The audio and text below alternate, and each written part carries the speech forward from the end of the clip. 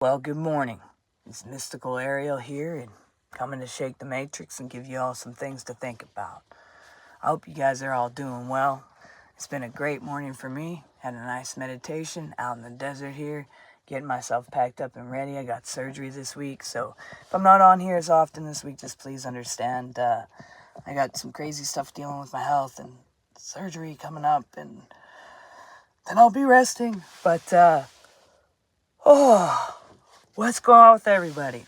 I wanted to talk a little bit about humanity and how we can get trapped and lost up in some idle stuff. And yeah, humanity, it's been searching for answers and purpose since the beginning of time.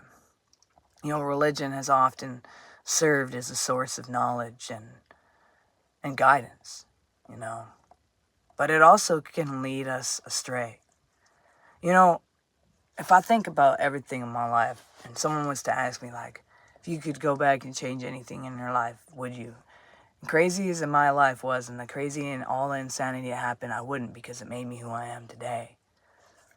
And that's where I also have to admit there was a time in my life where I'm thankful for the constructions and construct of religion, It kept me from a lot of things because of their rules and regulations, but I'm also very grateful that I learned to gaze into the mirrored image and see the truth. And just like me, just like anybody else, humanity's always been searching for these answers. I mean, since the very beginning, at least that's what we're told. Religion has always served as a source of knowledge and guidance for many. It's helped many get out of even addictions and things like that. But it can also lead us astray, and how does it do that? Well, see, the reality is the quest for answers can take us outside of ourselves. It's rather it has us seeking something else, or seeking comfort from someone else, seeking the opinion from everybody else. But the thing is, what we got to realize is all those opinions are coming from their own perspectives of where they come from in life. So, in a sense, they're taught to go to idols, even when their religion teaches not to do that. But they're taught those images are not idols. But where do those images come from? I mean, you've heard the saying, you are within God and God is within you. You are within the breath of life and the breath of life is within you. It doesn't sound like you have to go far, does it now? The answers we seek, they've been always within us. We are the creators of our own reality by the perceptions of the things that we've surrounded ourselves with and in and decided to accept. And the solution to these problems is simple. It lies within us. It lies within us to stop looking outward.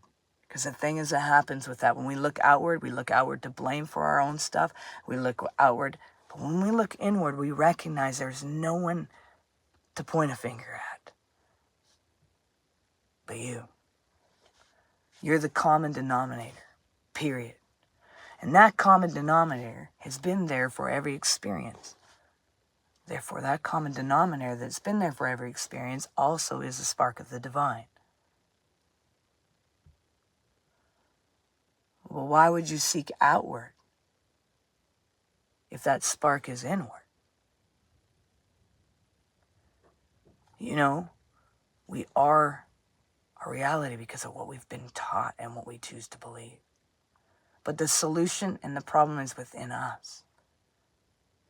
And when we learn to live from a place of trust and love rather than fear and doubt, we're taught to have fear and doubt over our own decisions to the point we go to everybody else to ask what we should do next. We just don't even know how to make a decision. Gosh, I spent most of my life like that. And all I ended up doing was getting myself entrapped in situations and trusting the situation over my own self.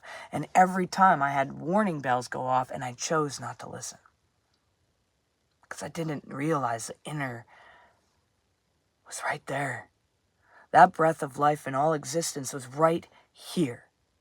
With me. In me. And I was within it. And it was always speaking and moving with me. But religion didn't teach me to go in I created an idol. And that idol eventually had me entrapped to point fingers at something else when it lied within. And why do I say we need to come into a place of trust and love rather than fear? Because we need to learn to trust our inner selves. We need to learn to not be afraid to trust that inner feelings, intuition, the voice. And when we tap into that inner wisdom, we can unlock the power and manifest the life we truly desire, because within that workings is facing the shadows of the doubt that was in the way, and therefore you get to the truth of your being, and the truth of your being therefore knows who you are, and therefore that truth of that being then explodes with energy, and that is the energy that is within and around. And you know when to remove yourself from any other energy that doesn't match that energy, and you do not care the cost because you recognize the peace you hold. You see, we are all sparks of the divine, each unique and interconnected, and on a journey of self-discovery. And it's ongoing. Hello, everybody's on here. The more we tap into our inner guidance, the more we discover the truth of our inner divine and divinity and nature and the power we hold to create and comprehend and understand the world around us. We don't want selfish things when we begin to see the interconnection. What we end up doing is recognizing the truth of all that is around us, and they're another image of ourselves. And so when they explode, we learn not to listen or pay attention or take it in. It's like a 2-year-old having a fit. Don't feed it. It'll just keep going. Don't fuel that fire. But be grace and say, okay, I'm not even here. It's not even existing. So much that when you go to put shame on your own self, you won't even be able to do it because I don't even know what you're talking about. That's the divine move in love. So we've removed these idle images to keep us from living our true selves. What are you left with? Hey, Tyson, how's it going? Hey, Susan. All right, guys. Well, I got to get myself packed up and get myself on the road. So you guys all make sure you do one thing towards your dreams every single day. And make sure you recognize you're valuable and you matter, and you're all unique puzzle pieces, a part of the ultimate puzzle of the cosmos. Work on that inner work because it affects the globe. Much love. Peace.